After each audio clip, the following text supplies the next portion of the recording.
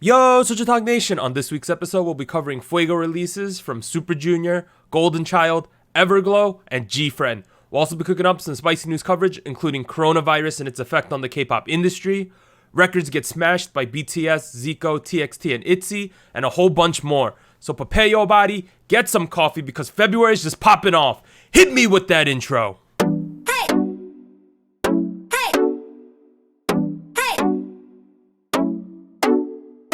Hey, what's up everyone? This is SojuTalk, your weekly shot of K-pop. We're coming at you with a super spicy episode 72, and we're recording on Monday, February 3rd, 2020. I'm Doug, and joining me today we got Warren. Hey, what's up everybody? And Anita. Hello. As a quick reminder, leave us emails at SojuTalkPodcast@gmail.com. Subscribe to the SojuTalk YouTube channel, join the SojuTalk Discord, and be a part of the SojuTalk Nation. Links down below. We got one big announcement today, but before we get to that, this is like our second or third time trying to record this. Warren's internet is not that healthy today. Anita's was a mess, but we might have figured it out. Yeah. So bear with us this week. But in terms of the big announcement, as previously mentioned during the State of the Nation podcast episode, today we are announcing that SojuTalk has opened up a Patreon for any members of the SojuTalk Nation that would like to help support the podcast and the content we make.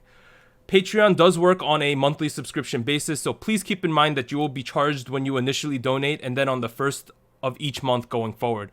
We do have some spicy tiers set up already, and we'll continue to flush them out going forward. But if you don't want to deal with any of that BS, but still want to donate to us, we do have a PayPal account. The URL for our Patreon is patreon.com/SojuTalk, and that link along with our that link along with our PayPal link can be found in the description of the episode's YouTube video. And finally, do not feel obligated in any way to donate to us, and only do so if you want to and have the means to. We are looking at Patreon pretty much as a glorified tip jar, so please keep that in mind.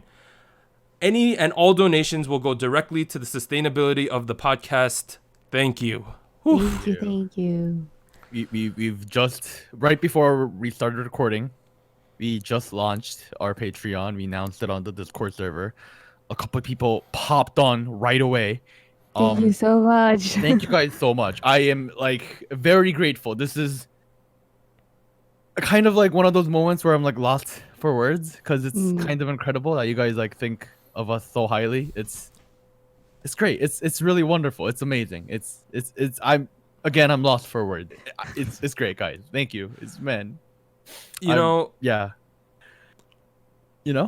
Like, it's been a long road to get here. Like, this is one of those crazy things that we've finally reached. And as we've talked about in the past, we're mostly using any donations that come in for like the hosting fees and the other things we pay for. Like, I do have one or two bots that I pay for premium services on the Discord, and we do have hosting fees.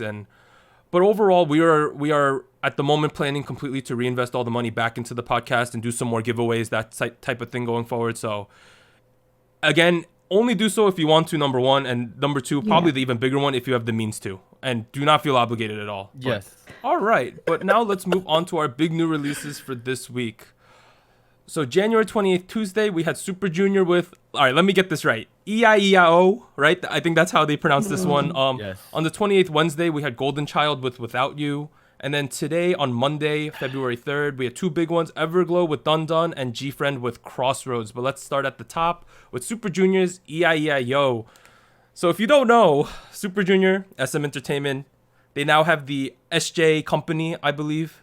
It's called something like SJ label. Yep. Yeah. They debuted back in 2005. Last three songs were Super Clap, Ultra Vez, Lo Siento. This is in fact a repackage of the album that Super Clap is from. They have 57 music show wins. All right, let's get into our discussion of the song, though. This is very dark compared to most Super Junior songs. Yeah, I guess. Yes. The concept thing, for sure. Yeah. And I think that this song overall is really carried by their experience, stage presence, and of course the SM production value that you expect with SM releases. Overall, for me, I thought that the music video was very simple, but I found it really engaging. They had a lot of close-up shots. Maybe that's a bit fan servicey, but I thought it was very well made. I think the strong suit of Super Junior right now is clearly the vocal line. Kyuhyun, Ryouk, and Yesung. I thought they did really good job. Personally, though, I'm not super sold on the rap line. Now, I don't know if that's a take, but I just don't feel like the rap style they tried to go for here worked tremendously well. It wasn't bad by any means, but I just thought it wasn't like the best thing I've ever heard. I want to shout out Shindong for his incredible weight loss he's had. He's lost like 50, 60 pounds in like 2.5, 3 months or something. Like something crazy. And Crazy guy. my last point is I prefer Super Clap to this, but I thought that this really showed their versatility that they can do different concepts now. Warren, should I let Anita go first or should I let Warren think go Anita first? should go first. Oh dear. Oh God! All right, Anita, go first. Well, I think what you mentioned in the beginning about it being a more darker concept than we've seen before. I think for me, being a little bit more familiar with like their earlier stuff, which was more like heavy metal rock stuff, like early mid 2005, like when they debuted. I'm thinking like Don was their one of the singles they had during that time. It kind of felt like a throwback for some reason. So it had like a very it wasn't like a 90s sound, but it mid 2000s for sure, where it felt like the beat was kind of like older hip hop type a beat for some reason. So I liked it because I feel like I also like that image of Super Junior. Like I know they're very much into variety and stuff, and they're kind of lighthearted, but they can also do a lot of more intense concepts. So I like that. I felt like it was a very simple music video, and there wasn't a ton going on. And I also feel like I don't know. I liked the song, but I feel like there were parts where it was very, very much focused on like a couple of members. I didn't feel like everybody had an equal amount of screen time or lines. I think Hicho did not even have a line that I can remember. I saw him on the music video. So his like lack of appearances in the past couple music videos is he has I don't know exactly which injury, but he's injured. I see. And that's why he can't do like straight choreography, I believe, right now. Yes. Okay, So that would that's why- explain something. I figured there must have been something going on, but I don't know. I wish there had been a little bit more equal screen time line division, but I don't know. I guess that would just be like the perfect thing for me. But overall, I feel like it was really good for a repackage. I didn't feel like it was meant to be a huge release, more like something to add on to for sure. the already released Super Clap. But I don't know, it felt like a throwback to me. So I enjoyed it being like a longtime fan from them. Anita, Super Clap or EIEIO? Oh. Okay, actually I feel like I like the vibe of this song. I feel like I might prefer listening to this just because I like that they have this more intense concept. Where I feel like the last 3 singles were they weren't like exactly the same, but they were kind of in the similar route where it was like more, how should I say it, not lighthearted, but more like poppy, maybe. I don't know. I like this. I like Super Junior when they are a little bit darker, I guess. Okay, no, that makes complete sense. But Warren messaged me earlier today he messaged our group chat on Facebook, and he was like, "I got some takes, y'all." I'm afraid. At his face and the way he's been acting since we've been talking about this song, just lay it on us, sir. Extra capsaicin today. Oh no. Capsaicin is the if you guys don't know what that is, it's the chemical ingredient that causes a spice. So here's the thing. Let's begin with what Anita said. It kind of has a retro sound. It reminds me a lot of what SM calls second generation SMP. SMP is their short for SM performance genre, which is what they like to call their dance music. Which third generation SMP is like lyrics that don't make any sense, like noise music, that kind of stuff. Second generation SMP is like sorry, electronic music based, dance music based, kind of funky, lots of like catchy choruses. everything I dislike about K-pop in that era. Lots of cheap sounding electronic instruments. The entire song relies on like what, two melodies, like bom bom bom bom bom bom bom bom, and then like Yo, I like that though. It's old school. I like that. the entire song relies on that. It's the whole reason I disliked K-pop around that time. So to me, this is like, all right, you guys are going back to the mid 2000s in a way I don't like. That's already I'm going off of a bad start here, right? Okay. The song was written. Do you guys know who it was written by? It was written ZICO, right? by ZICO and Pop Time. His usual little production crew. And once you listen with that in mind, you can kind of hear. I could kind of imagine Block B singing this. That means something because SM has what I would call a completely different vocal style as to what Block B would have.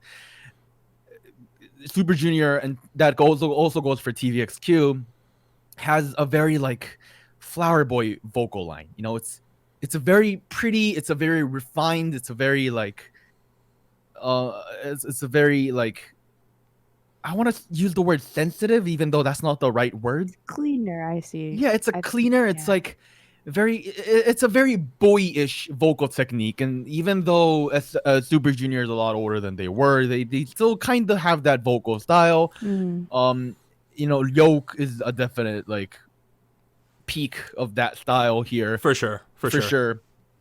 And to me, it really doesn't go well together with the style of the song. If I would have preferred a lot more like energetic, rough, less refined, more raw energy to kind of lead on this hip hop kind of energy going on here, rather than flower boys doing flower things. Do you kind of get what I'm saying? I get what you're saying. Right. I guess that's sort of what I macho. felt with the disconnect between the rap line and like who they are. That might be one of the symptoms of that. The rap line is also kind of like boyish rather than like macho and like. Can I ask you a question though? Sure, yeah. If you are a longtime Super Junior fan though, you would probably like this though. You would concede that. Absolutely not, because I like Sorry Sorry. I liked Mina, you know, I liked Bonamana. I liked the songs that I had encountered leading up to like what 2011, 2012, which was when I stopped listening to K-pop. Up until that point, I actually enjoyed those songs. Like, but I feel like it makes sense though, because you said you didn't really like what was going on mid 2000s, like 2005ish, and that's the sound that they had. Like it was very like, I don't know how to describe it. It was like kind of like heavy metal mixed with like hip hop. It was an interesting mix. But you're just saying that they're stuck there, right? No. I'm not saying they're stuck there. Well, first of all, I'm referring to stuff like 2008 onwards. Sorry, no, I didn't mean like middle of 2000s. Late 2000 onwards. I don't think it's stuck there. I think they regressed from it a little bit. Oh yeah, that's what I meant. Yeah. Yes. I really prefer the production and the style of like Sorry Sorry, Mina, Bonamana, because I really combined with what I said about like hip hop styles and like it being a little too flowery. Whereas like Sorry Sorry, Mina, Bonamana, those still had like a very playful aspect to it, you know, a funk aspect to it. This is more like, yeah, you know. Okay. No, that's a good point. Yeah, that's why then there's like other stuff. Like, you guys, if you listen to the podcast for a while now, you guys probably know that if references are kind of half-assed, I don't like them. You know, yeah, yo. You know, Old MacDonald had a farm. Yeah, Come on, yo. you think that's honestly what they're going for? 100%. That's what they're going for. Oh. Wait, do Koreans have a concept of Old MacDonald and EIAO? Yeah. Oh, see, I didn't know. Like, I thought, I don't know. I thought that maybe that was like a purely American thing. I mean, okay, if it's, well, either way, like the phrase like yeah,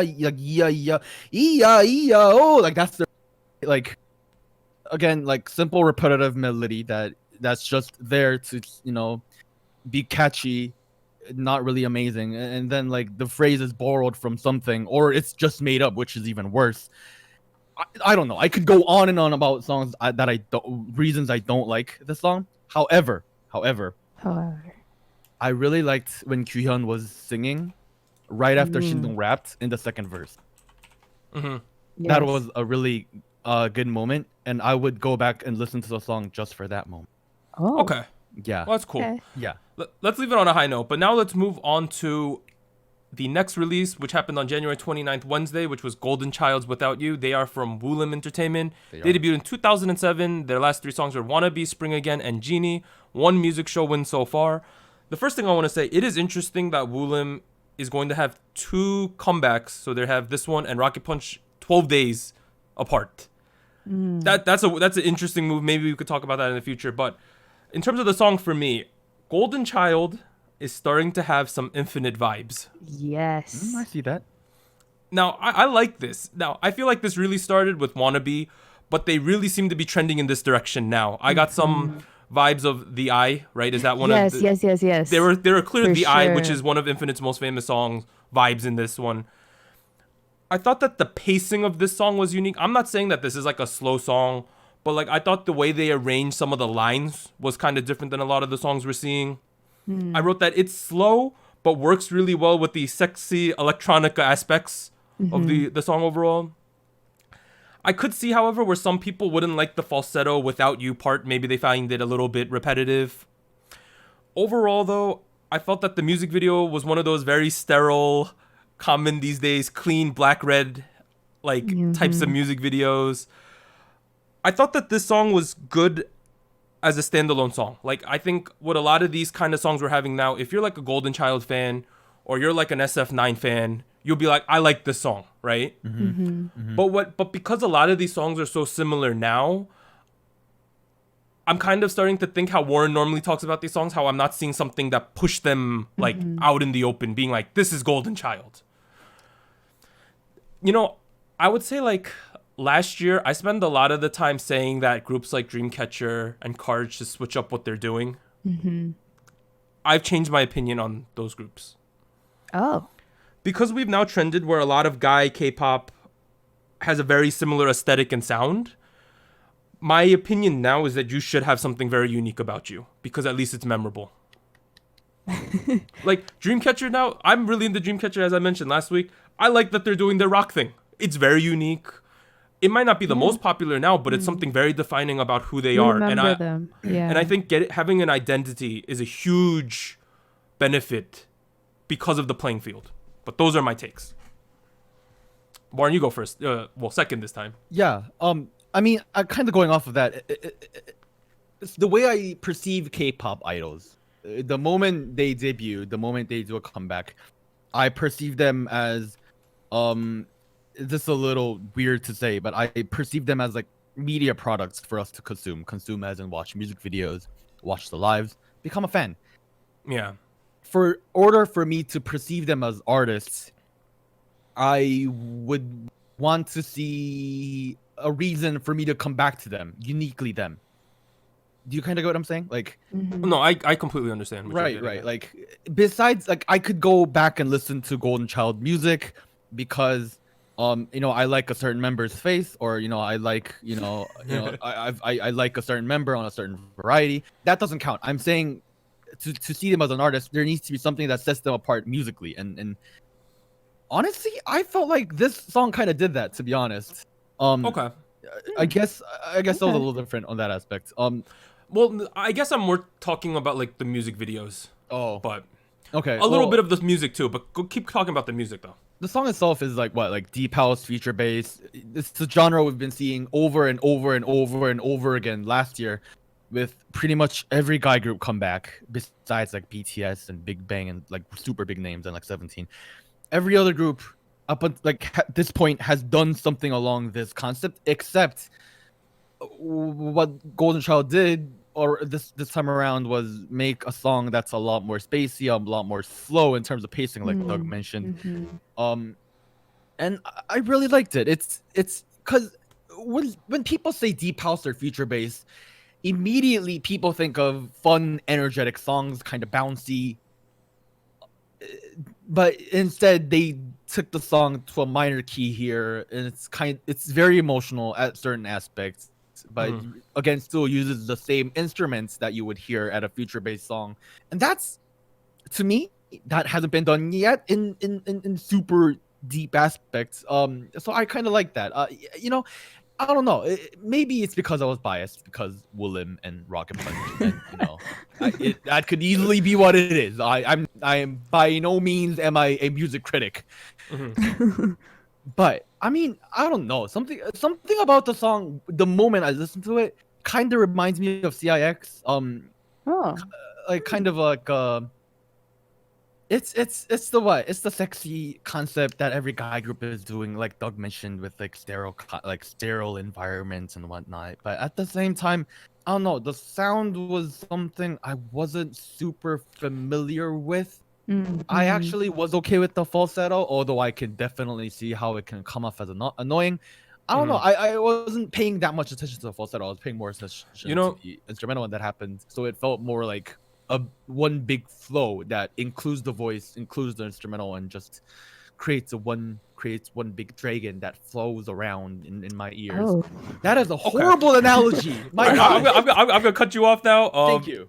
You know, I guess what I was looking for was your explanation about the minor chords, because I was like, there's something here that's a little bit Yeah. different, and that probably was what I was thinking, because I don't have no background in musicology or any of this stuff. So that's probably what I was hearing. So major key and minor key, those two different things are major key. TLDR, it's a happy sounding song. Minor key, TLDR, it's a sad or angry sounding song. Yeah. This genre in specific has been vastly explored in terms of positive major keys, not a lot in minor keys. That's why it was special. Awesome. Yeah. Oh, I see what you did there. All right, Adita, what do you feel about this song right here by Golden Child? I have some conflicting feelings because on the one hand, I really like the song. I feel like Golden Child is really going a very interesting direction, spinning off from Wannabe. Like I feel like it's kind of switching a little bit of what they were doing before that, and I like it, to be honest. I really like it. I liked Wannabe. I like this one. As you mentioned, it has a lot of that Infinite vibe, and I love Infinite. But at the same time, I don't know if it's the best thing to have those correlations, like comparisons, because I don't know, because the dancing is there for sure. I saw the dance clips, really, really good. And like you mentioned, when the chorus hit, I think it was the end of the chorus, or there's a little bit of instrumental break, and it sounded a lot like The Eye. And I was like, oh, this sounds a lot like Infinite, like that vibe. And I like it because I like Infinite, but I feel like I should like Golden Child because they are Golden Child, not because they sound like Infinite. And That's a good I don't know. point. I feel like, I don't know. I wish I want them to continue in this route because I like it, but I also don't want them to be like compared and like, I don't know, pigeonholed to this sound because it's what you associate with boy groups from Willem. Yeah, that makes sense. They were very bubblegummy with like Genie back then. Yeah. Like I remember like their stuff earlier on, and it was very different. And I mean, I guess I understood if they were trying different things, like trying to differentiate the two groups.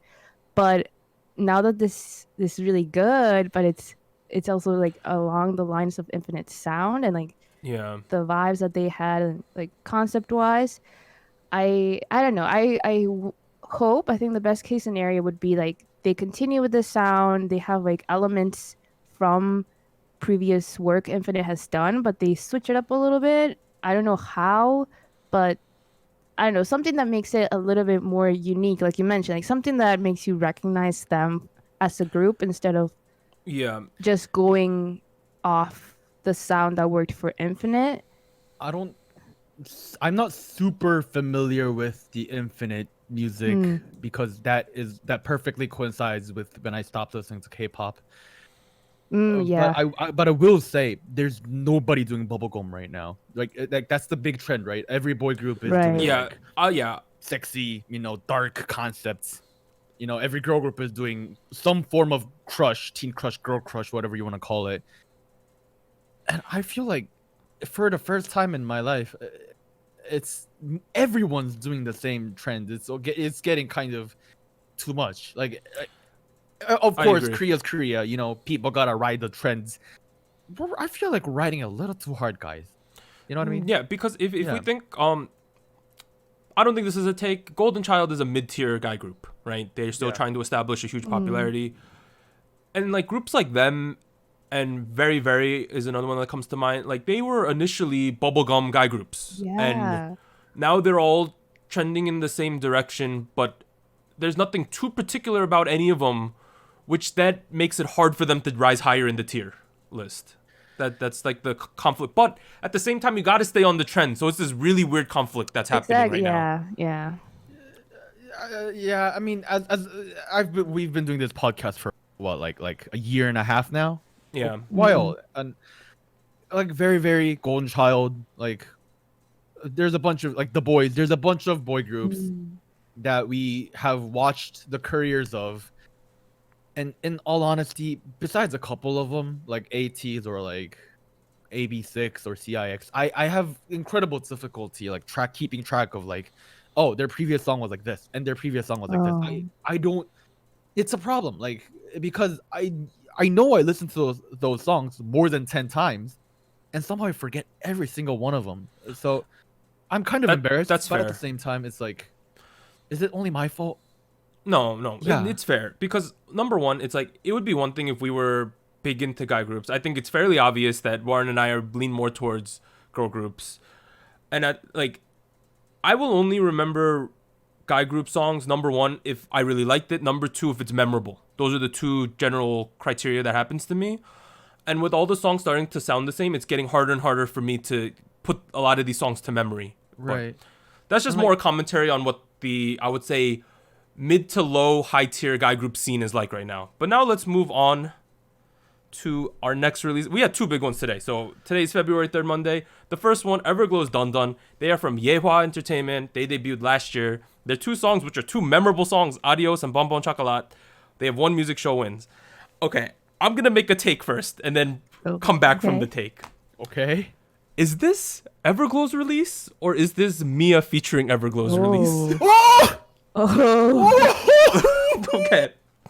Let me preface this by saying a couple things. Number one, Mia directly has been getting a lot of hate in the comment sections I've been seeing. It's not her fault that she got most of the distribution. It is the company's decision. So don't blame her. That's the first thing. That being said, that girl, Mia is my favorite in the group. She got a hell of a lot of screen time. Yeah. And parts. And if you couple her with Wang Yiran, who I thought was their center before this song, right? I thought that was their center. They took up like 70% of the screen time, I want to say. Just those two. They gave her the long pre-chorus both times. The focus during the drop after the Dun Dun part. And then they gave her the dance break. Yeah. Yeah. Like, I'm saying that she killed her parts. Like, what she was given, she killed them. But at the same time, it's like, spread the love a little bit, right? Like, there's one member, Onda, in this group, right? Yeah. She was pretty much, like, pivoted into doing the yelling / backup parts, like, the background vocals. And I'm like, you doing her dirty. Like, and also, like, she wasn't, like, barely seen in this music video. I was surprised. She was in the by that. beginning. Yeah, she was in the Yeah. beginning and then she disappeared. Like, the thing I don't understand is sometimes with groups with like a hard carry, it's like obvious what they're trying to do, right? Like, for instance, Daya with Cheon, like that was their kid, right? Because she was the most popular one. She was in IOI, those type of things. And I was just like, all right, this makes sense. But now with Everglow, I'm confused because I don't see the direct path to get to this point. Like, it doesn't seem logical. Now, I'm not saying this isn't the right thing. Maybe this is what they're going to try to do going forward. But all of a sudden, fam. But now let's go back to the song overall.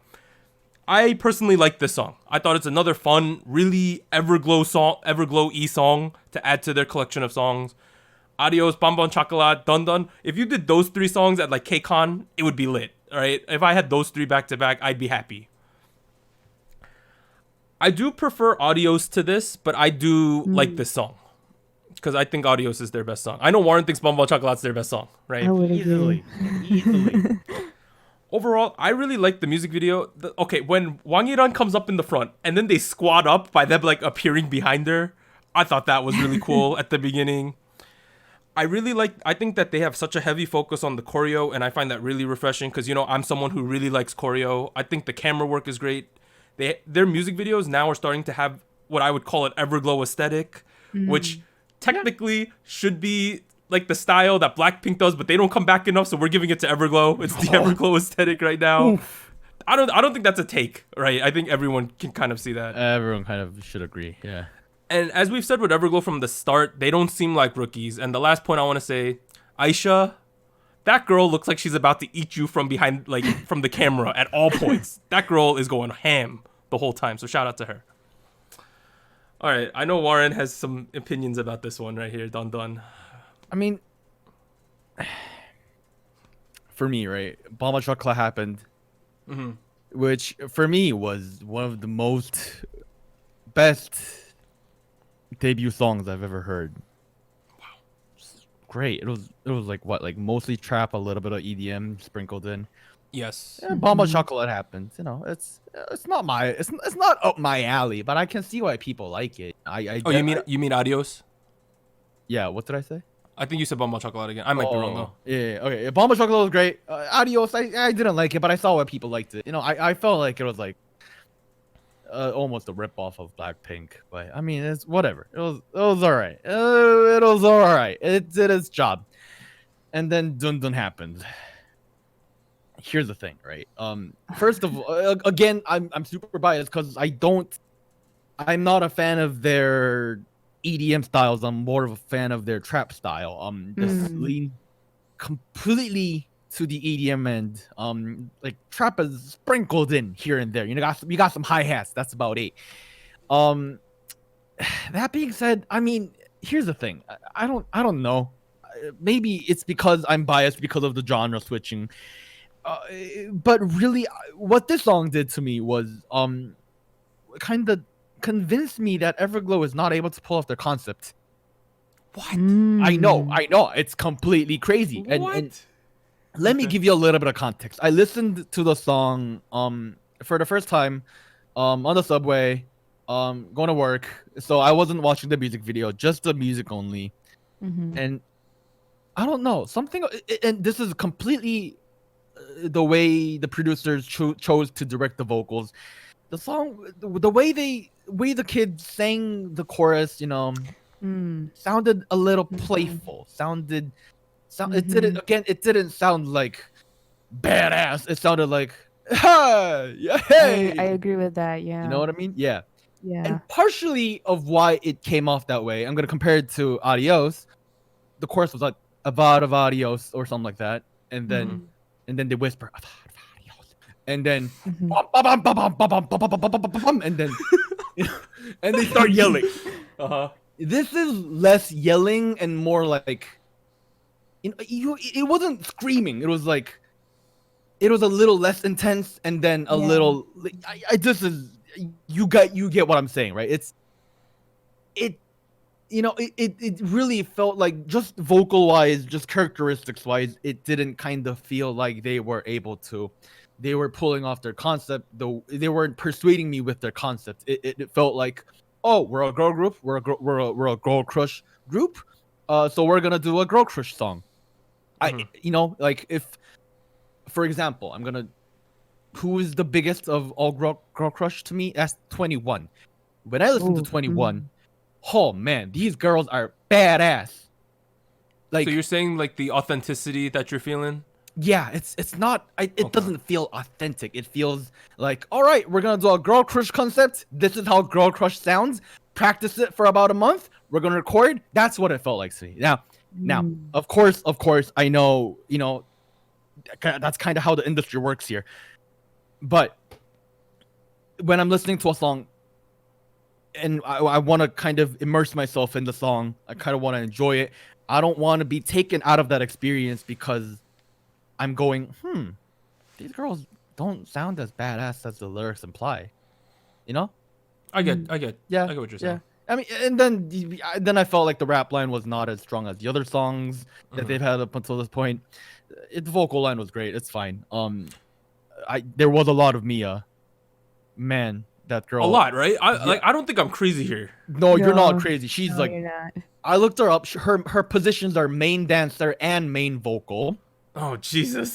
She's apparently sub rapper, but I don't know. Like that could be like lead. No, rapper here's the to thing. me. Here's the thing. It's like she's good, but at the same no time, complaining. it's like I get you push your most talent what you perceive as your most talented kids forward, right?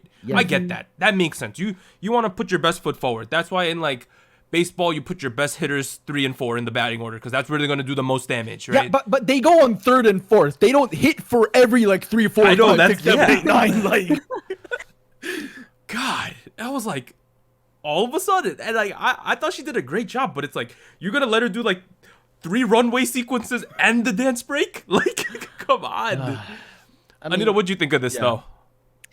Well, I had about the same first impression that Doug had, where I was a little not taken aback, but like a little surprised by the amount of focus Mia got. Maybe just because I felt like it was not that skewed in the previous singles. Like No, felt it was a not. little bit more equal, or maybe a little bit more focused on different people. So I was a little intrigued by that. I honestly was wondering, like, did I miss like her focus stuff in the previous single? Because I was a little confused. Well, But when I think of Adios, she had that one part where they're doing like they squat and then the camera dips. Yeah, that was the the camera Mia dips scene. down. The kill, okay, like what okay. I thought was the killing part of the music video, but they gave her like all the killing parts this time. yeah. Well, that was something I thought about too. So it's not only you. I feel like there was definitely some unequal amount of screen time. But I definitely agreed with Warren about the chorus, because for me, I feel like it was going pretty okay, like the build up, verses, and then leading up to the chorus. There was like, I don't know who's singing it, but there's like a higher tone vocal going on that I don't know why. It felt like it took me out of the. No, that's what they relegated Onda to do. She does those ones, I believe. Okay. I feel like I get that that's her line, but I just feel like they should have instructed them to go a little bit lower. Like it almost felt like it should 100% not have agree. been that high. You know, like I don't know. It's something about the tone, like the high tone of it, made me feel like, oh, this seems a little out of place for some reason. Oh man, good job, Anita. Good point. But I don't know. I feel like for me, I'm also more on the trap side of this group. Like their sound, I like that. Bonbon Chocolat was really good, and I feel like for me, I feel like they really, I don't know. I feel like it's not necessarily that they can't do the concept. I don't know if that's it. I feel like it just has to be done in a way where like. I don't know. I feel like for the last 2 singles, I didn't question if they could do Girl Crush. I feel like they did fine. It was just that for this one, it felt like there were certain directions or certain things that they did that made it feel like it was not 100% committed to that concept. Like, I feel like it was almost there, but something was a little off. Like, I don't know if it's like that vocal in the chorus or maybe like the dance. I don't really had a problem with the dance though. I feel like it was pretty okay. I don't know. Something about the vocals, I think, is what it is for me. you know, But I don't know. For me, I still feel like Pomme Chocolat is like they're one of their better singles, and I think I would rank this one as 3rd, just because I feel like something about it, like Warren mentioned, it's a little something about the vocals. I think I'm just gonna put it on the vocals. the thing is like before I heard Bomba Chocolat, right? Before they debuted, I was like, Kim Si-hyun from Produce, Wang Yiron from Produce. They're gonna do a girl crush concept with like these like like before they debuted, I was like, how are they gonna do girl crush? That's a good point because they came off as very bubblegummy on the show. Right. Remember like them doing like concept evaluations, you know? I do. And then so I came To in reach with you, doubt. to reach you. That was the song that Wang Yiron was in. To reach you? To reach you. Don't just keep going. That's the song she was in. Okay. No, yeah, Gitakira. Oh, yes, that one. Yeah. That one. Go. And then the first song, I came in with doubt, and it persuaded me completely in one go, Right, easily. yeah. And the second single went off of that, and somehow I came in with the same expectation, and they somehow negated it. So for me and Anita to say that, I feel like is not a small thing. I feel like I hope I'm not the only person who feels this way. Or Yeah. else, yeah. But I feel like it has to do with some of the qualities of the song. I don't know if it's the group. I feel like they can pull it off. It's just something about the direction that they took the vocals in. I don't know. For me, I think it was the vocals in the chorus. But Yeah. I agree. I agree don't with doubt you. that they can do Girl Crush. I feel like if they tweak a little bit, like direction wise, maybe like go like more like committed into that chorus or just the vibe in general, I feel like they're fine because I feel like I never had a problem with their previous singles before. Okay. Yeah. Well, that's fair. And obviously, I'm the type of guy who likes almost everything, so I see your points though. Yeah. Let's move on to the last song for this week. We had GFriend's Crossroads. They are from Source. They debuted back in 2015. Last 3 songs were Fever, Sunrise, and Sunny Summer. 59 music show wins, and of course, this is their first release since Source was acquired by Big Hit Entertainment. My first point: anime style GFriend is back. Yeah. Whether you like that or not, I personally love this. We I thought that this song was pure distilled GFriend with the fire vocals, of course. Although they did have a very successful 2019, I've kind of been off the GFriend train since like Time for the Moonlight around then. Maybe so that's like 2018, maybe even earlier. I've been off them for a while. But that's the context. Number 1, Eunha was looking so cute in the beginning of the music video. That's my bias. They had like an Alice in Wonderland thing going on, I thought, in the beginning. That's how I perceived it. Now, I know a lot of you who listen to us regularly might be thinking, all right, this song had this is a story-driven music video, no choreography. Doug must hate this music video, right? That, like, when I first watched it, I did have those reactions. Like, to be honest, I was like, oh, where's the dancing, right? And that's only because GFriend's strongest suit and what got them famous is their razor-sharp dance precision moves, right? That being said, I really like this music video. And I'm very surprised that I like this music video. Normally, I think that music video should represent the song. But for some reason, the visuals of this music video, I don't know what lore they're going at. I'm not a real type of K-pop fan that digs deep into any lore. Like, I just like the music and the music video. I treat each release generally as a single release independently. Something about their acting, the scenes they were showing us, the color palette was all worked for me. And overall, I think this is them getting back on my good side. I am super hyped for them going forward. Boom. Okay. Warren, what'd you think of this? Favorite girl group song of the year so far. Oh. Okay. Favorite GFriend song ever. Oh. Ever. Including Glass Like- Beads, Me Gustas too, you know. Oh, wow. All of those, Okay. everything. Wow. Personally, ever since Fingertip happened, I've been off their hype train. I saw Fingertip and I was like, what is this? And then after that, they just fell off my radar because I lost interest completely.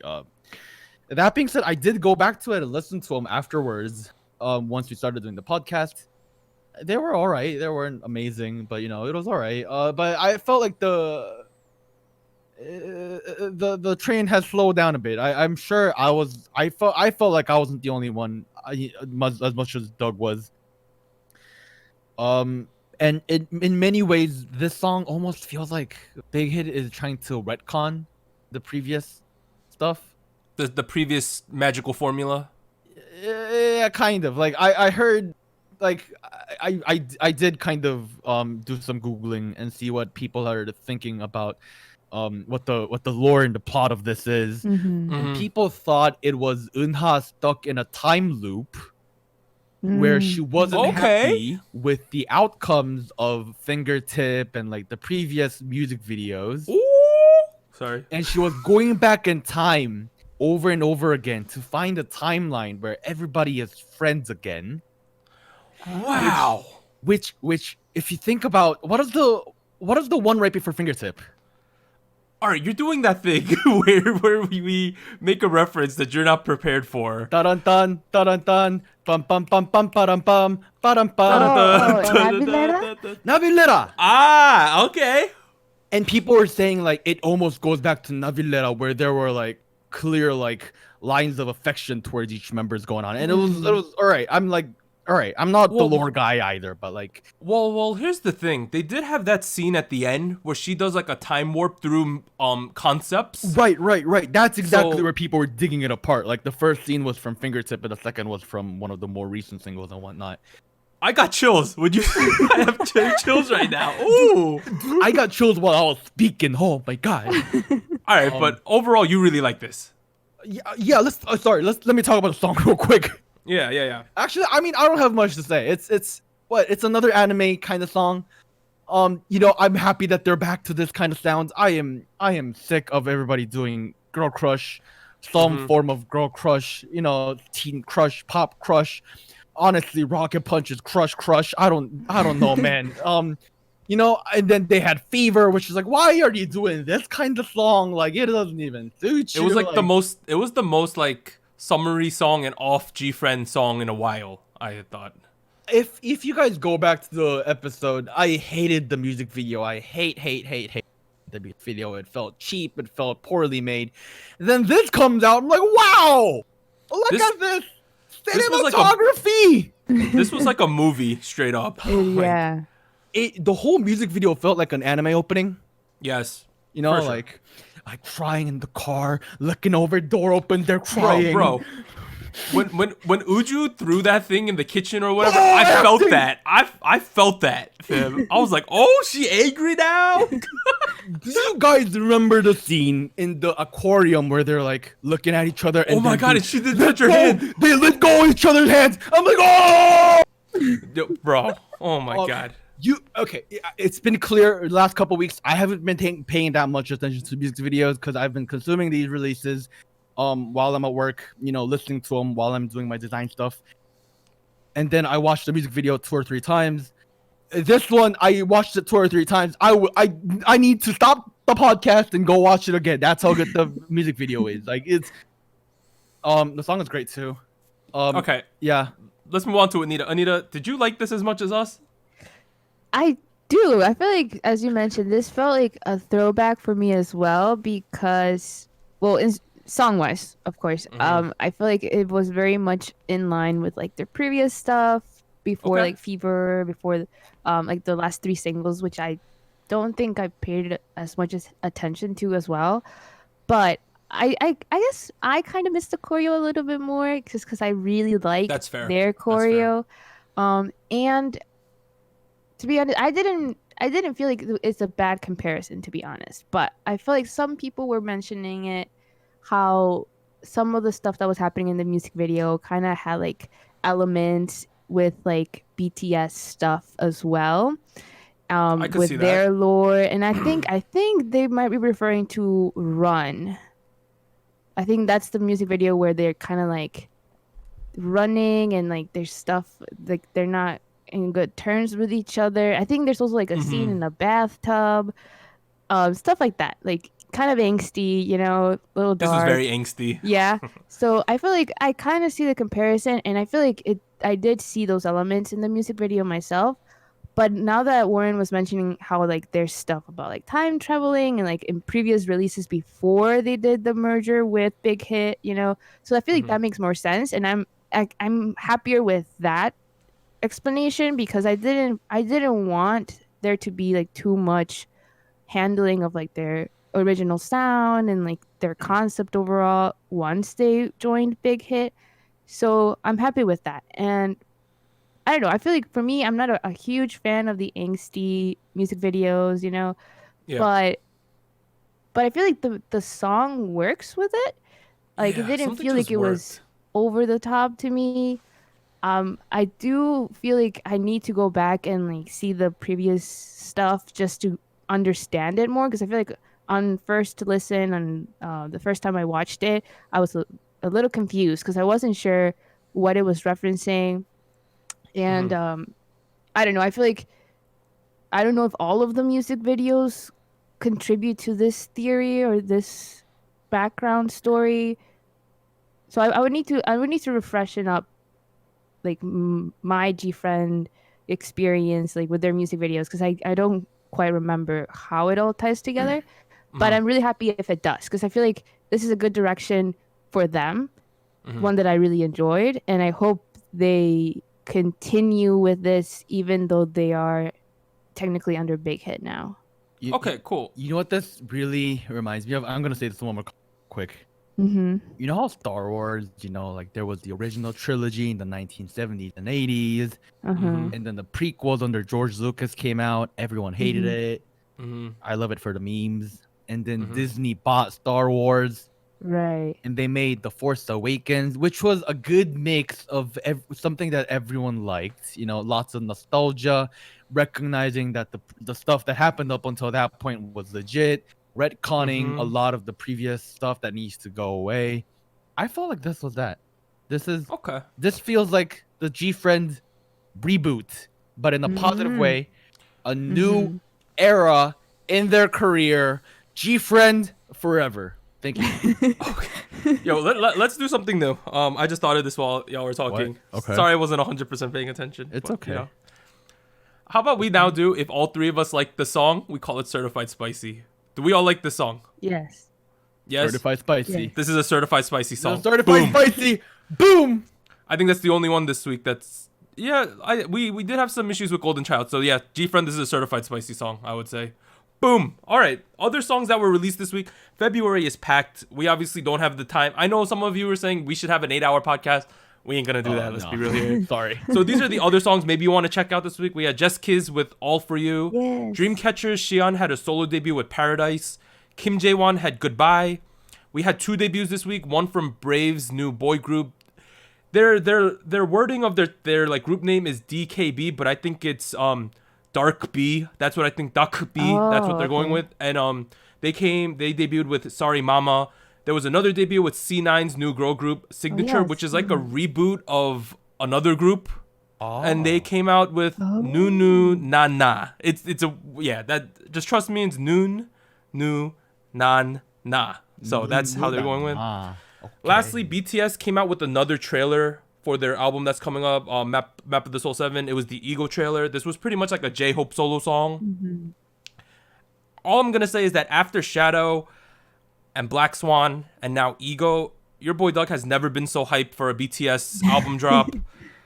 I want to say that the editing in this music video was top tier. They spent so much money on this, and good luck to everyone with ticketing. I think North America is ticketing this coming week, so good luck for that, because it's going to be a absolute clown fiesta. All right. Before we move on, can I ask if we can take a bathroom break? Sure. 5, 4, 3, 2, 1. All right, and we are back. Our bladders are empty, but our hearts are full. Anita, hit us with them show winners. Okay, so unfortunately there was no chart or winner for the show or show champion, but SF9 had their 3rd win with Good Guy on M Countdown on Thursday. And ZICO swept the rest of the shows on Music Bank, Show Music Core, and Inkigayo, putting him now with 4 wins with any song. Yeah, one more thing I want to mention is that Music Bank, Show Music Core, and Inkigayo were all recorded without a studio audience due to the coronavirus. And the other thing is that the show and show champion haven't had a broadcast in like 6 weeks. Yeah. So I don't know what's going on there, but that's just something I've noticed. We will talk about coronavirus later in the podcast, as you've heard in the intro. But now let's keep going. So we are at Hot Takes with Hubert this week. So Cousin Harold's on a little bit of a vacation, but Warren's cousin Hubert's gonna come on, give his hot take for the week, and then we will discuss the hot take. Let's go. Yeah, let me go get Hubert real quick. Anita, your internet has held up so far. Thank goodness. Thank the K-pop lords, whoever they are. Maybe there's multiple. Who knows though? I'm just like wasting time until Hubert appears. Where's Hubert? Oh, there he is. What's up, everybody? All right, Hey, Hubert. Long it's time been a no see. while, guys. How you guys doing, huh? Yeah, Good. all right, let me deliver my take. Idol Room ending a significant loss to the K-pop landscape. That's not a full sentence. That's not grammatically correct. All All right, let me repeat that one more time. All right. Idol Room ending is a significant loss to the K-pop landscape. All right. Okay. Bye, Hubert. All right, bye, guys. All right, so I don't know, that was a strange voice, but what I think Hubert was trying to say, the weekly hot take is, Idol Room ending is a significant loss to the K-pop landscape. So I guess he's basing this take off of the fact that it was reported earlier in the week that Idol Room would be airing its final episode on February 11th. You know, the hosts of the show, Hyungdong and Defcon, began hosting idol variety programs back in 2011 with Weekly Idol. Now, although they left Weekly Idol in 2018, they almost immediately started up with Idol Room, which was on a different TV network. But the new show also had like a similar format. And I think Idol Room was the better of the two shows when they split. I think Hubert was a little sick this week. His voice is kind of weird. Yeah, and just for reference, the original show they were on, Weekly Idol, so they replaced them, and then within a year they replaced it again, so it's not doing that well either. But Yeah. I 100% agree with the take that Idol Room ending is significant to the K-pop landscape. Now, I say this because for some of you who don't know what Idol Room is, essentially they just bring on idols this every week, and they just play like funny games with them or go over their member profiles. So you more or less just get to know the idols. Now, the reason why I think this is a significant landscape is if you are a big group from a big company where you do V Lives and lots of people watch, people know who you are, being on these type of variety shows is not the biggest thing in the world for you, right? It doesn't make that much of a difference. The reason why this is significant, though, is because a lot of the lower tier, mid-tier groups, this was like their only chance to be on variety shows, is to be on Weekly Idol and specifically Idol Room. By taking away Idol Room, it just like, it's going to make the mass exposure of smaller groups a lot difficult. Now, I know smaller groups sometimes do V Lives now. They have their own YouTube channels. But Idol Room was a place where you could be broadcasted out to like the general public a little bit. And if you watch any of your favorite groups, like the compilation videos of their funniest moments, a lot of them occur on this show. For sure. So that's my feelings about this take. I agree, but for a different reason. Okay. I don't think any of the general population watches Idol Room. People watching Idol Room is 100% the group's fan, in my opinion, the way I've seen it. The thing is, Idol Room does play a very significant role, not only in exposure, but also because it's a great training ground for idols. That's true. 정영돈 and Defcon, they are variety veterans at this point. They are pretty much like A- tier in terms of like variety personalities. Especially 정영돈. I don't know about Defcon, might be arguably like a little lower than that. But those two have what I've noticed with these Idol and previously Weekly Idol episodes is that they do a really good job of bringing out the potential by making idols comfortable, you know, getting them to talk, getting them to a situation where they're not super shy and willing to let out their like funny sides a little more. Yeah. That is a lot more difficult to do in like what do we have nowadays? Like what like Radio Star? Like come on. Radio Star is very much about the hosts going absolute like ripping apart all like the guests, like you know, like It was a really good situation where idols could kind of walk away with a bit of a character, you know, a bit of a meme, figure out, you know, how they can interact in terms of a variety area, variety space. And not having that, it's gonna be kind of significant. However, I don't think it's as significant as I would say with Doug, because I do think a lot of like the new media, YouTube stuff, and like V Live stuff is kind of helping with that. For example, like there's PC방 with Shindong and Hichol, you know. Yeah. I saw that episode where Rocket Punch was on it. I saw a couple episodes of Promise 9 on it. They didn't do the same job of, you know, like Idol Room. But at the same time, I do feel like they were a good training ground for like practicing idols who aren't super familiar with how Korean variety works. Yeah. I want to say one thing. I know there are some people who don't like Hyungdong and Defcon, they feel like, Yeah. Mhm. especially the things they do with, like, you know how they have the hammer that makes noise and they hit kids in the head and stuff. I want to say that that's a completely other discussion about what's acceptable in Korean, like, variety standards, because, but that being said, it's like, originally, the original Weekly Idol with the two of them was like the gold standard of idol variety for the longest time. That was like the only option before YouTube blew up or anything. This was it. This was your opportunity. Also, with shows like Idol Room, the bar to get on the show was relatively low. You didn't have to be a star. Like let's just put it this way. Rocket Punch wasn't going to, like, Rocket Punch got on Weekly Idol, right? But it's not like Rocket Punch is going to appear on, like, Running Man. Right. They're not. That would be tough. Right. No. That was something it offered. And I agree. I really like your point about it being like a training ground, because they put them in sometimes uncomfortable situations. They're like, show us your Gengi, which means show us your personal talent that you've been working on.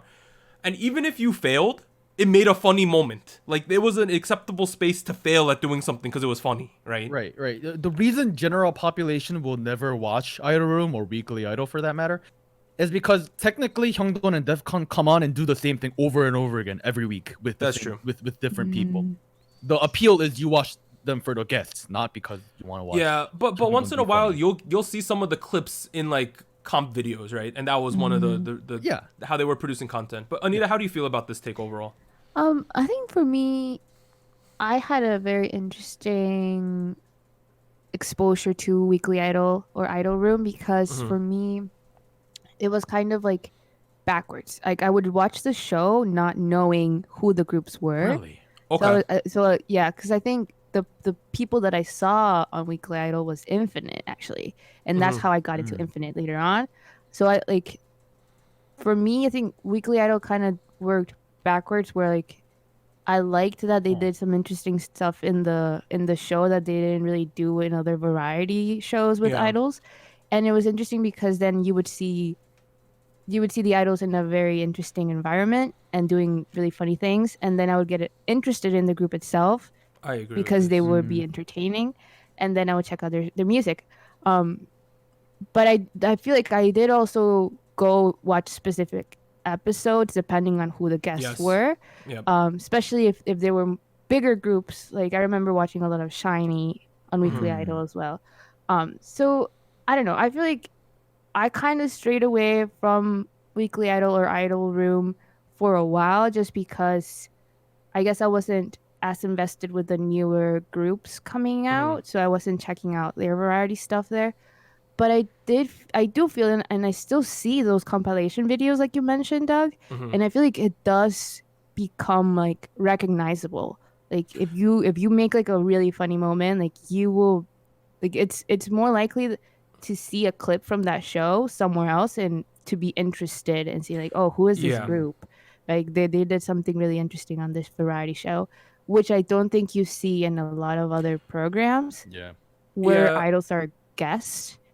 And I do feel like, yes, the host got some flack because of, like, their behavior and, like, how they were, like, kind of aggressive maybe to the idols, but I did feel like it facilitated, like, being funny and, like, doing funny things for the idols, especially for rookie groups. So I don't know. I feel like my feelings towards, like, the hosts and, like, their style of hosting is very different, but I do see how some people felt like it was a little over the top. But I think in the end of the day, I do feel like it's something that I would miss if it's not here, and I feel like I don't know what's gonna replace it, if there is anything that could. Yeah, I want to say one more thing though. Yeah. For, like, a group like ITZY, right? I did, like, when you first meet new groups like ITZY, all you know about them is what the company wants you to know about them. They give them this image. They're like, this is who these people are. Here's their profile. Weekly Idol, like, went to the next level. When I watched Weekly Idol for ITZY the first time, I was like, all right, I'm gonna get to know who these kids actually are now. Because they go through their profile, and one of their segments was they check if, like, the things that's on your real profile is real, right? Yeah. Right. And you get to see, like, all right, this person says that they're a great ballerina, and you find out they've only been doing ballet for like 6 months, and it's funny, right? When they make them do it. It was little things like that. I do see the point where Warren was like, the general public wasn't watching these shows. Yeah, I see that point. But at the same time, it was just adding more content. Now, I think the show is doing, like, failed, well, quote unquote, got canceled. Well, it is being canceled. But it got canceled because there's now other outlets for this. Like you were talking about, like the Hicho Shindong show. Yeah. V-Libes are sort of taking this place. But I think that it just sucks that Idol... I found, like, Idol Room and Weekly Idol as such a staple of, like, the Idol landscape of content, and it just kind of sucks that it's going away, regardless of how you felt about it. It kind of reminds me of AKB to a certain manner. Okay. Oh, AK Bingo? AKB48 is a Japanese girl group, has a massive amount of girl group members, but that's not important. They have a system where they had a bunch of TV shows where the rotation of their members would show up. AK Bingo was one of them. AKB Show was one of them. You know, Late Night with Yomiuri and AKB was another one. And within the last like 3-4 years, all of them stopped airing, right? Yeah. Is there anything that's left for them? I don't think so, right? I don't know. Yeah, and to a degree, I don't know. There might be something airing still, but last time I checked, a lot of them had closed down already. And those shows were opportunities for the younger members, for the newer members, to kind of shine and make an impression on the audience and create a character, and that's. Yes. To a degree, this is going away. It is. It's impossible to deny that because it's a great outlet. 정영돈 and DEFCON, the way they talk to the members, if you watch, it's very easy. Clearly, you can tell that they say certain things because they want to give people characters that they can reuse when they're on different TV shows or V-Lives or who knows what. Whether what they did was justified or not, that's a whole nother conversation we can have on that. Thank you for coming to the talk. Was that was the end of your statement? Yeah, I think Anita knew. Come on, dog. Overall, though, it's like I think it kind of sucks. I'm interested to see what people think about Idol Room and like all the clips it made and all the content we got for free, essentially. But let us know down in the comments down below. But now let's move on to the news and events from last week. We got 2 of them this week. First one, coronavirus and its effect on the K-pop industry. Before we talk about this topic, let me flex real quick. As someone with a graduate master's degree of public health Educated. and a graduate certificate in risk science and human health, Flex. I don't know if I'm the most qualified to talk about this, but I feel a tiny bit qualified to talk about this topic, so I am going to talk about this topic. You all right. big brain boy over here. Okay. As many of you are aware, the Wuhan Coronavirus outbreak is in full effect with over 20,000 confirmed cases and 425 confirmed deaths around the world at the time of this recording. The virus is spread primarily through air droplets that are expelled when infected individuals cough or sneeze. Limiting exposure of the general population to those infected is the primary way to curb the overall spread of the virus. I think that's fairly obvious. In Korea itself, there have been 15 reported cases also at the time of this recording. It could be a lot higher by the time you're listening to this. Because of the public health concerns, many K-pop related events taking place in Korea and around Asia have been canceled or postponed as precautionary measures due to the public health concerns. Some of note include, this is like a list. As mentioned when we went over the award show, some of the major weekly music shows are beginning to film without audiences. Taeyeon, GOT7, NCT Dream, Akmu, and Winner have all delayed or canceled overseas concerts or domestic concerts. So it's in Korea itself or outside of Korea. That was a little bit of a mistake in the writing. Ujusonyo, Just Kids, SF9, Momoland of Twice have all canceled or postponed overseas fan meets or fan signs. Pentagon and Luna have canceled their comeback showcases, while GFriend has removed the live audience portion of their showcase. Blackpink's Lisa's filming of Idol Producer 2 in China has been canceled. Lastly, Big Hit Entertainment was going to have their Big Hit corporate briefing with the community, which is now a private event, so they got rid of the public aspect of that. Lastly, I just want to say, although fans may be saddened or disappointed by these cancellations and delays, we need to remember that our own personal health, the health of the general population, and the health of our favorite idols is the key reason as to why we can enjoy K-pop. Yes. Health before anything. Yep. Health. Like, so this outbreak bear with me for a second. It's still in the exponential growth phase of this, which means that like you see numbers and you're like, Jesus, it grew by a lot, right? Now, I personally have faith that organizations like the CDC, World Health Organization, they're on this as best as they can be, right? These type of like outbreaks, it's more of you just have to wait it out until the infection rate decreases. You have to wait until less cases are reported each day. So there's not much we can do. It's just you got to make sure that yourself, if you're in a country where there are a lot of reported cases, you got to take precautions, look them up on credible websites. It's the main thing. Don't spread fake news about this. In terms of K-pop, though, it sucks because February is probably going to be, it's probably going to be February, and maybe October and November are going to be the two busiest points of the year. And it just coincides that we're getting all these comebacks, but this is happening at the same time, so it's just delaying a lot of things. Right. Do you guys have anything else to say about this? It sucks a lot, but at the same time, I hope everyone stays healthy. Clean your hands when you get the chance to. Use some hand sanitizer. And I don't know, man. Like, Rocket Punch, which is my favorite group, is doing their comeback next week. Regardless of my ability to go or not, I would have preferred a live audience, but I mean, I would rather my fellow fans stay healthy, Yeah. So I am happy with this. I am glad that for once we are taking care of people's health. For once, we're doing it. No, yeah, I get that because it's like the public health considerations are way bigger than the K-pop considerations in this. Yes, but yes. Of course. now let's move on to the next topic. So records get smashed by BTS, ZICO, TXT, and ITZY. Let's start with BTS. With the conclusion of the Seoul Music Awards, which were held on January 30th, BTS has now won a total of 40 Daesangs. Daesangs are grand prize awards, the most in the history of the Korean music industry. So they've won 40 now. They now hold a substantial lead over EXO, who have won the second most Daesangs with 23. Also in the top 5 are Twice with 15, alongside BTS and Girls' Generation, who are tied with 10. Okay. Man. In terms of the timeline, they won their first 2 Daesangs in 2016, followed it up with another 4 in 2017. 2018 was the year when they really started to gain traction, picking up 11. Last year they won 20, and already this year they've won 3. My goodness. I mean, I feel like this kind of coincides with their like rise in popularity. But I think Yeah. 2018. Wow. Well, hello? Yeah. Yeah, I feel like 2018. Sorry, I thought you were cutting out. Now I lost my train of thought. 2018. 2018 was when my like random friends who had never listened to K-pop came up to me and they were like, "Yo, Warren, BTS, right? Fire." yeah. And I was like, "Yeah, I guess they're that big now." That was about end of 2017, mid 2018. Yeah. It's like the thing with BTS is like EXO which is a legendary guy group on like guy group Mount Rushmore, right? 23. BTS has 40. Now that might be a combination of things. Maybe there are more award shows now, which is probably the case.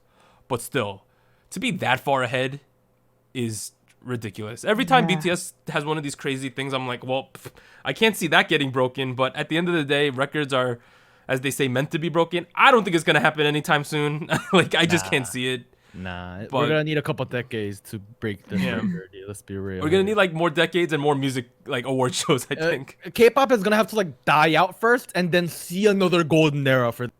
Like this is, I'm gonna be 60 years old. I'm gonna be like, back in my days, like On the BTS. podcast still, right? We're on like episode 10,000, right? But next, Never. Zico's Any Song broke Icon's record of 204 hours for the longest perfect all kill. That's nuts. I think that I'm pretty sure it was Love Scenario that held it for 204 Yeah. hours. I But think so. Yeah. I don't know if it lost it, but at the time I looked that up, it broke the record definitively. Lastly, Cool. TXT and ITZY now join Icon, Shiny, and 101 as the only groups to complete the Rookie Grand Slam. So that means that they won the Rookie of the Year awards for their respective genders, male and female, at the Melon Music Awards, Mnet Asian Music Awards, Golden Disc Awards, Gaon Music Awards, and the Seoul Music Awards. Wow. Wow. Best Yeah. rookies of the year, clearly. I mean, I don't disagree, really. that's like, Yeah. you know how one of my takes last year was that like Rookie of the Year was like super prestigious. Look Yeah. at the company they're keeping. Icon Shiny 101. That's good company to have. I'm very curious to see if this will be a trend going forward where like a huge company the huge companies spread out their debuts so they know they're gonna sweep all the awards. We'll have to see. We'll have to but see. It's crazy though, right? To have it both in 1 year too. I don't know. Let's move on to quick. Oh, okay. You got anything else to say? It was a good year of rookies. So many. Yeah. I mean, Everglow, right? Yeah. We had Rocket X1's Punch. unfortunate debut. And Rocket Punch. Rocket Punch. Yeah, Oh yeah, Rocket Punch. Yeah.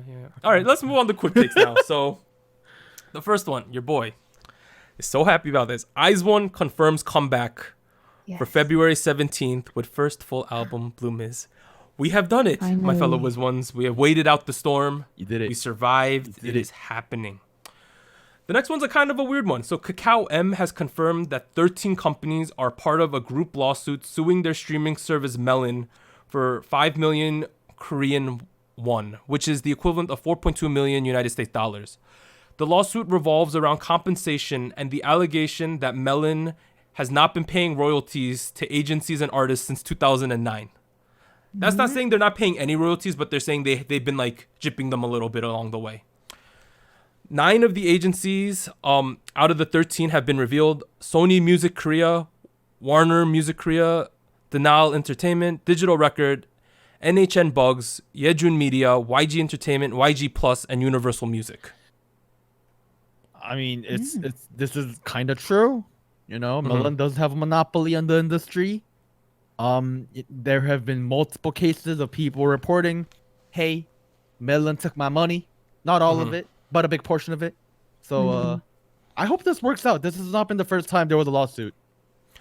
From what I read in the briefings of it, it seems like Kakao M admitted, yeah, we've been jipping you a little, but they're kind of just going to let the court like decide what to do. Yeah.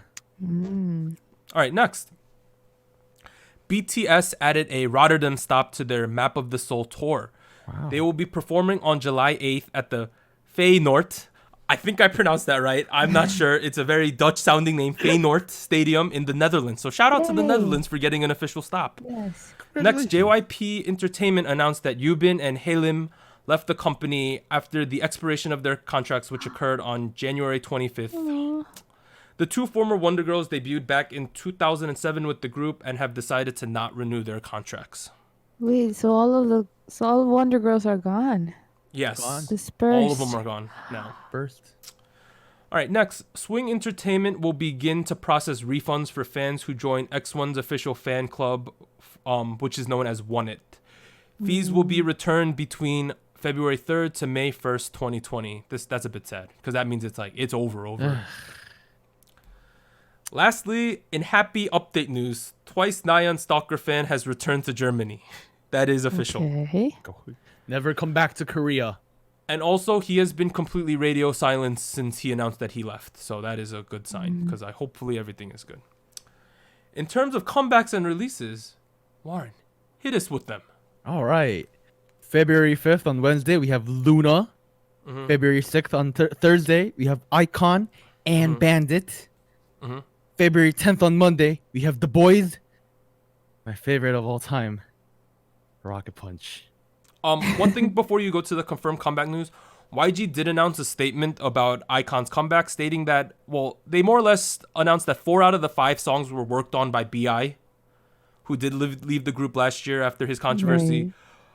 They more or less decided that we're gonna keep his songs on this album, right? Because they wanted to give him his due, but the group re-recorded all of those tracks that he worked on. So that's a weird situation, and basically said that they wanted to come back in mid 2019, but then after the situation they delayed it until now. So what you feel about that is up to you.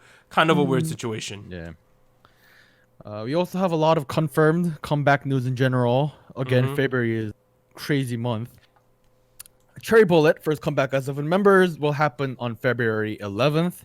Card will come back on February 12th. AB6 will come back on February 13th. Moonbyul of Mamamoo will be doing a solo comeback on February 14th. Doug's favorite. IZY will be doing a comeback on February 17th. Dreamcatcher will be coming back on February 18th. Victon will be coming back in March with Sungwoo this time. Henapia has also confirmed a comeback for March, and ITZY has confirmed a comeback for the spring.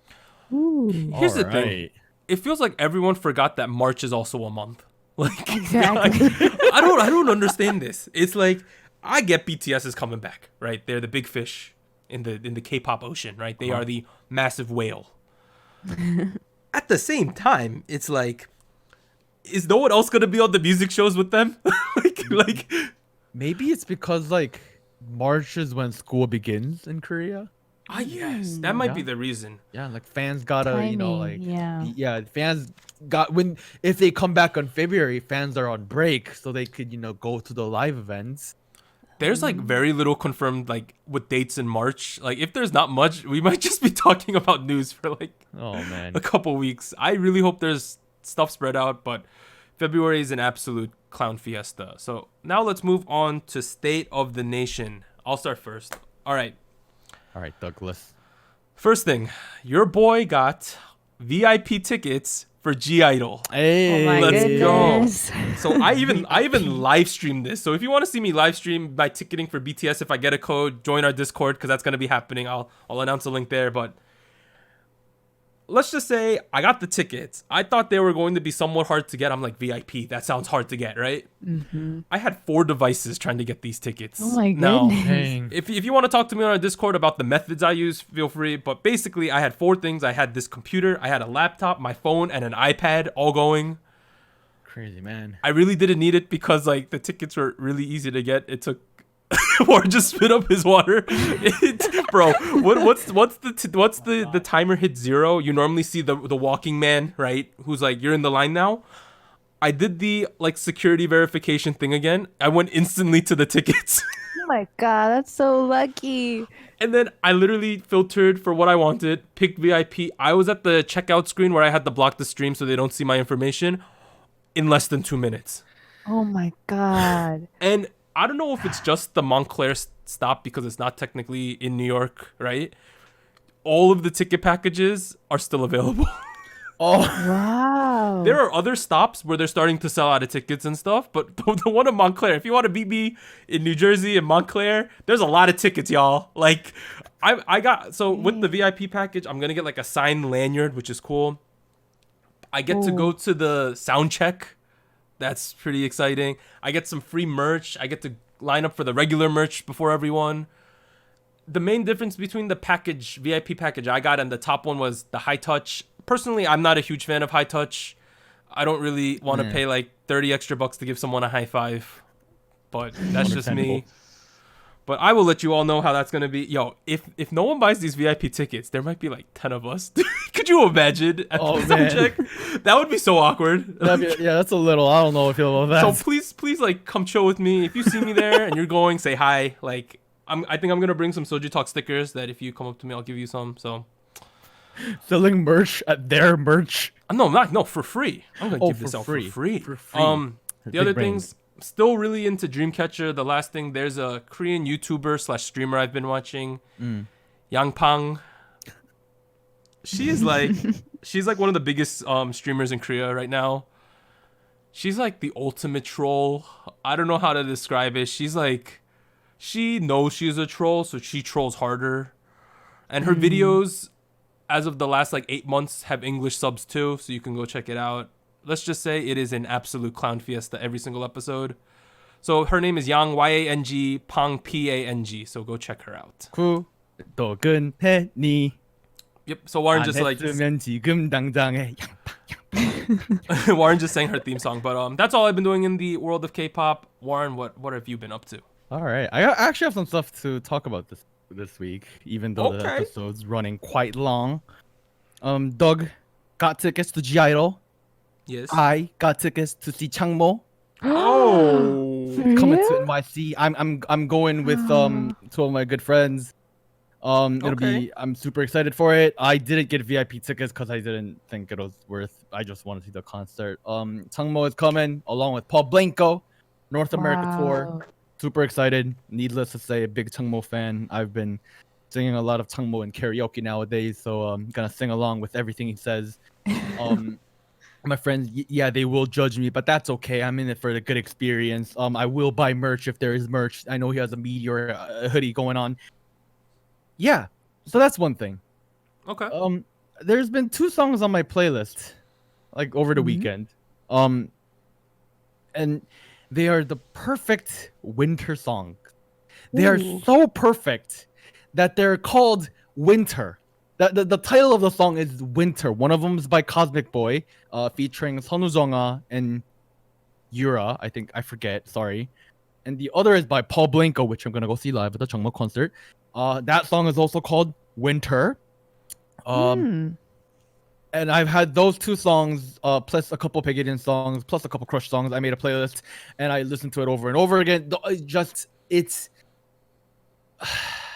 perfect. These 3 vocalists are my favorite vocalists at the moment. Sonu Jong-ah is incredible. Her delivery of emotion is just absolutely mind-blowing. I will leave a link to it on the Discord somewhere. It's wonderful, wonderful music. Please go check it out. And then Korean Music Awards released their nominees. A little bit of a background behind Korean Music Awards is that they base a lot of their awards based off of musical achievement in terms of art, like quality, and then artistmanship and craftsmanship, rather than financial success or sales and whatnot. A couple notable ones. I'm not gonna go through the entire list of nominees. Like nobody here, I don't like. I could name the metal and hardcore albums that are nominated. I don't think anybody here listens to Chain Reaction. Like that's the name of a metal hardcore band. Apparently, I had no clue. Nice name. Nice name. It's a nice name. I'll give you that. The nominees for Artist of the Year is Lim Kim. There's a saxophonist named Kim Oki. A vocal named Kim Hyun-chul. Baekhyun is on there. Rock band named Jannabi. And my favorite, BTS is on there as well. They won last year. It's very likely they'll win again. That's pretty cool. Album of the year, we got Kung by C-Jam. My favorite album. We actually have Lin Kim and Generation on, album of the year nominees as well. Black Skirts Thirsty, also again a wonderful album. For album of the year. Baekhyun, Our Love Is Great, again another nominee, and Jannabi with Legend as another nominee. I would be happy with any of these winning. These are some of my most favorite albums of the entire year last year, so you guys should go check it out. Real quick for pop song of the year. I think this is what our listeners might be most interested in. The nominees for Song of the Year in Pop category is Akmu with their really long song title. Yep. I'm not gonna translate it. How can I love the heartbreak? You're the one I love. That's what it is. That's the one. That's the one. I was reading it in Korean. I had to translate it. Yeah, get the idea. The other song is ITZY Dala Dala. G Idol Lion. BTS Boy with Love featuring Halsey, and Baekhyun with the other song with the very long title. I don't know that one with the long title. Continue.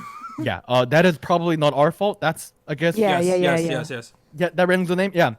But yeah, those are with those 5. I feel like the most likely to win is either Baekhyun, BTS, or Akmu. That being said, I just named 60% of the 100% there. So there's a really good lineup of artists this year, and there was a good translation done by All K-pop and Soompi. If you want to check out some of the less mainstream stuff in K-pop, there's it's great. There's a lot of great rap and hip hop. Here R&B soul is here. We have Korean folk music here too, which again is a very overlooked genre and scene itself. But yeah, I think I'll pass over the mic to Anita. Check. Me. Well, I haven't been doing a ton of stuff with K-pop recently. I feel like most recently I've been listening to a lot of hip-hop. Specifically stuff that came out with the last season of Show Me the Money 8. So Warren just got very disappointed. But for me, who specifically I've been listening to more is Punch Nello. So he was the winner. Punch Nello. The winner of Show Me the Money 8. And I think the song that kind of like got me on this search of his was his, I think it was his final song. I don't think it was the last song for Show Me the Money that he did, but it was one of the final ones. It is called Jungle. So something about this song, I feel like the beat, maybe it was at the time that I was listening to it. And I was not very familiar with his previous stuff or his style in general. But I just feel like it was so intense. Like I was listening to this and I thought like my heart was beating a little too fast. Like it was a little too hype. and it features Penomeko and Sam Kim, which is a very interesting combination I did not think of. But yeah, I've been listening to this song a lot. I don't know why. It sounds so hype. Anita, how hyped do you get? I'm curious. I don't know. I think it just had to do like I was very not hype at the moment that I listened to it, and I just like randomly clicked on the song, and I was not prepared for it. Like I did not expect it to be hype. Like I was not at the state of mind to be hype. I'm not sure what but it's an interesting song. We've seen Anita in person a lot, right? I'm actually wondering if maybe Warren has more information about this, but is he considered, or was he considered? Sorry, you cut out. Was he considered what? Anita? Nita? What I was going to say was maybe she'll come back, but we've known Anita a long time, right? I don't know what Anita hype looks like. I was about to ask the same thing. Like, yeah, that's what I was trying to get at. I really have not seen that before. I like when I'm hype about listening to a rap track, I'll like walk around and like bob my head. I do like a woo. You know what I mean? Yeah, I get yeah. I was like, oh, but I really don't know what Anita being hype would look like. Anita, are you back? You back? I'm back. All right. Okay. Could you repeat your question one more time? Sorry. Oh no, I just feel like I was not aware of Punch Nello in the hip hop scene, so I was wondering like, is he considered like, was he kind of underground and then he got into Show Me the Money, or was he pretty popular at that point? He had Punch Nello is kind of, he had a huge, and he was an amateur before he got picked up by a major label. He was in the same crew with Dean for a while, you know, Igloo, something Igloo. Yeah. That was a thing. Then he disappeared for a while after High Ground kind of failed.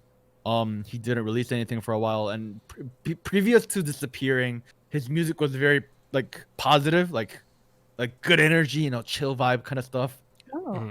And then he disappeared and came back, and it was very emotional. So I was like, okay, this guy kind of went through some stuff, and that's kind of reflected in his like, you know, plot arc with Show Me the Money. Was he underground? Well, it's kind of awkward to say because he had a pretty dedicated fan base that was kind of just silent because he. Let's put it this way: I didn't know of him before Show Me the Money, so he is a tad not that popular. Yeah, he wasn't Show Me the Money 6. I remember that. Yeah, like, and then he had to like leave because his mother was not feeling well, which broke my heart. But Anita, do you got anything else, or was that it? I think that's pretty much it. Oh, well, no, I had one other thing, but it's more like a resurgence of interest. So I was listening to Ace a lot recently. Ace, they're good. They're good. Yes, more specifically their latest it's really good single, which was Savage. Yes, you guys remember? I really like that song. Savage? Yes. I think his name is Byung-yu, I want to say. He's the main guy I remember. I think Anita just... Is that his name, Byung-yu, Anita? I think it's Byung-hwan. Byung-hwan, that is it, I believe. Let me make sure. I'm going to look this up real quick so I can give you all the correct information. Yo, Byung-hwan, you are correct. But Anita, you've been getting down to some Ace? Yeah, well, I think I was discussing this with my sister who was also a fan of them, but you were just watching a lot of like variety stuff, and she hadn't seen Savage, so I was like, oh, it's really good. But I feel like, I don't know, I hope this year they kind of push them a little bit more like in that direction because I feel like they could be really really good. It's just unfortunate that the management has not been the best as far as the group goes, especially with a kind of rough set of like rookie singles that did not do so great. But yeah, I'm hoping 2020 they get more exposure for sure. Was Byungwan, was he on Produce or was he on the unit or was he on Mix 9? He was on one of those shows. They kind of were divided. If I remember correctly, two of the members auditioned in the unit and like two other or three went Mix to 9. Mix 9. Yep, that's where he was specifically. But all right, but I think we are good. All good, guys? I think we're all good. All right, but this has been Soju Talk, your weekly shot at K-pop. I'm Doug. I'd like to thank Warren and Anita for joining me. Internet held up pretty well, guys. Not that bad. But we will see you next week when we review Luna and Warren's favorite, Rocket Punch. Woo! Shout out to all the catchies. See you guys. Bye. Oh, you're trying to be cool or something.